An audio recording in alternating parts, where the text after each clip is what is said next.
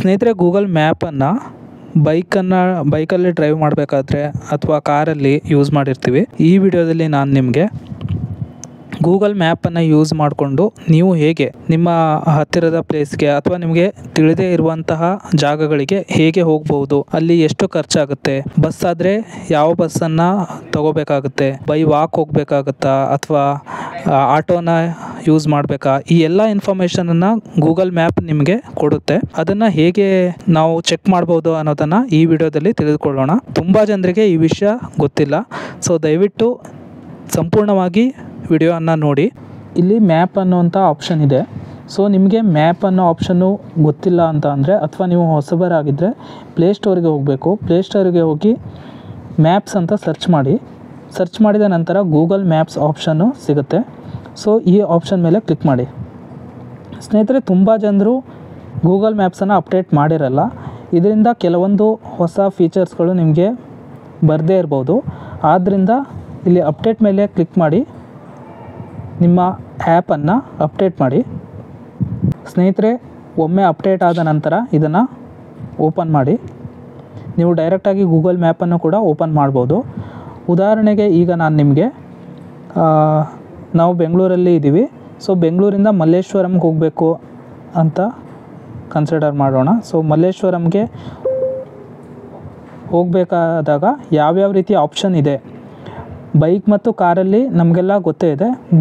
But ನೀವು bus ಅಥವಾ ಆಟೋನ use ಮಾಡ್ಕೋಬೇಕು ಅಂದರೆ ನಿಮಗೆ ಎಷ್ಟು ಖರ್ಚಾಗುತ್ತೆ, ಯಾವ ಬಸ್ಸನ್ನು ತಗೋಬೇಕು ಮತ್ತು ಕಡಿಮೆ ಸಮಯದಲ್ಲಿ ಹೋಗಬೇಕಂದ್ರೆ ಯಾವ ರೀತಿ ನೀವು ರೀಚ್ ಆಗ್ಬೋದು, ಈ ಎಲ್ಲ ಇನ್ಫಾರ್ಮೇಷನನ್ನು ಗೂಗಲ್ ಮ್ಯಾಪಲ್ಲಿ ನಿಮಗೆ ಗೊತ್ತಾಗುತ್ತೆ. ಸ್ನೇಹಿತರೆ, ಈಗ ನಾನು ಮಲ್ಲೇಶ್ವರಂ ಅಂತ ಟೈಪ್ ಮಾಡ್ತೀನಿ. ಸೊ ಮಲ್ಲೇಶ್ವರಂ ಬರ್ತಾ ಇದೆಯಲ್ಲ, ಇದೆಲ್ಲ ನಮಗೆ ಗೊತ್ತಿದೆ. ಸೊ ಮಲ್ಲೇಶ್ವರಂ ಆದಮೇಲೆ ಇಲ್ಲಿ ಡೈರೆಕ್ಷನ್ಗೆ ಹೋಗಬೇಕು. ಡೈರೆಕ್ಷನ್ನಲ್ಲಿ ಸ್ನೇಹಿತರೆ ಇಲ್ಲಿ ಫಸ್ಟ್ ಕಾಣಿಸ್ತಾ ಇರುವಂಥದ್ದು, ನಾವು ಕಾರಲ್ಲಿ ಹೋಗಬೇಕಾದ್ರೆ ಅಥವಾ ಟ್ಯಾಕ್ಸಿಯಲ್ಲಿ ಹೋಗಬೇಕಾದ್ರೆ ಈ ಆಪ್ಷನಿಂದ ನಾವು ಸ್ಟಾರ್ಟ್ ಅಂತ ಕೊಡ್ತೀವಿ.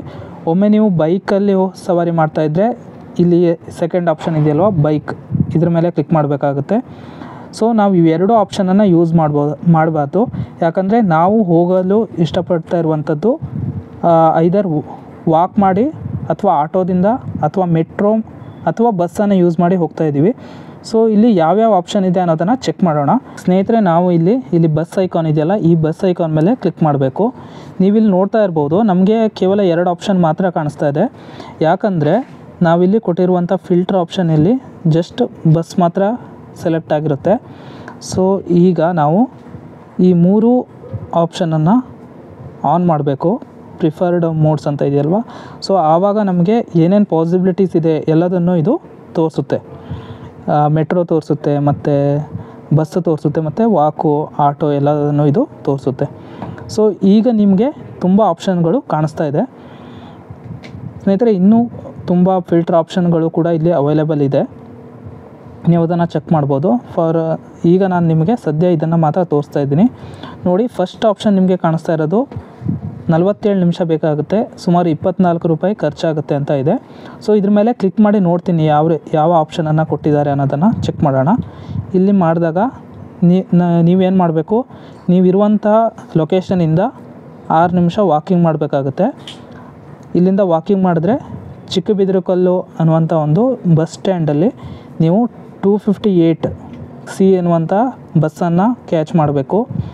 ಸೊ ಇದನ್ನು ನೀವು ಬಸ್ಸನ್ನು ಕ್ಯಾಚ್ ಮಾಡಿದ್ರೆ ಇದು 13th ಕ್ರಾಸ್ ಮಲ್ಲೇಶ್ವರಂವರೆಗೆ ನೀವು ಹೋಗಬೇಕು ಬಸ್ಸಲ್ಲಿ. ಸೊ ಇದಾದ ನಂತರ ಮತ್ತೆ 3 ನಿಮಿಷ ವಾಕಿಂಗ್ ಮಾಡಿದ್ರೆ ನೀವು ಮಲ್ಲೇಶ್ವರಮನ್ನು ತಲುಪ್ಬೋದು ಅನ್ನೋದಿದೆ. ಬಟ್ ಇದರಲ್ಲಿ ಪ್ರಾಬ್ಲಮ್ ಏನಂತ ಅಂದರೆ, ನೋಡಿ, ಒಂದು ಸ್ಟೆಪ್ ಹಿಂದೆ ಹೋಗ್ತೀನಿ. ಸೊ ಇದರಲ್ಲಿ ನಿಮಗೆ 47 ನಿಮಿಷ ಬೇಕಾಗ್ಬೋದು, ಇಲ್ಲಿ 49 ನಿಮಿಷ ಬೇಕಾಗ್ಬೋದು. ಇಲ್ಲಿ ಯಾವ್ಯಾವ ಆಪ್ಷನ್ ಕೊಟ್ಟಿದೆ ಅನ್ನೋದನ್ನು ನೋಡೋಣ. ಸೊ ಈ ಥರ ತುಂಬ ಆಪ್ಷನ್ ಇರುತ್ತೆ. ನೀವು ಚಿಕ್ಕಬಿದಿರುಕಲ್ಲಿಂದ ಏನು ಮಾಡಬೇಕು, ಗ್ರೀನ್ ಲೈನ್ ಅಂತ ಅಂದರೆ ಮೆಟ್ರೋ ತೊಗೊಬೇಕು. ಸೊ ಮೆಟ್ರೋದಲ್ಲಿ ಎಲ್ಲಿವರೆಗೆ ಹೋಗಬೇಕು, ಸಂಪಿಗೆ ರೋಡ್ವರೆಗೆ ಹೋಗಬೇಕು. ಅಲ್ಲಿಂದ 4 ನಿಮಿಷ ವಾಕ್ ಮಾಡಿ ಅಂತ ಹೇಳ್ತಾ ಇದೆ. ಅದಾದ ನಂತರ ಮತ್ತೆ ಸೆಂಟ್ರಲ್ಲಿಂದ ಮಲ್ಲೇಶ್ವರಂ 5th ಕ್ರಾಸ್ವರೆಗೆ ಬಸ್ಸಲ್ಲಿ ಹೋಗಬೇಕಾಗುತ್ತೆ. 252 ಈ ಬಸ್ಸಲ್ಲಿ ಹೋಗಿ ಮತ್ತೆ ವಾಕ್ ಮಾಡಿ ಅಂತ ಹೇಳ್ತಾ ಇದೆ.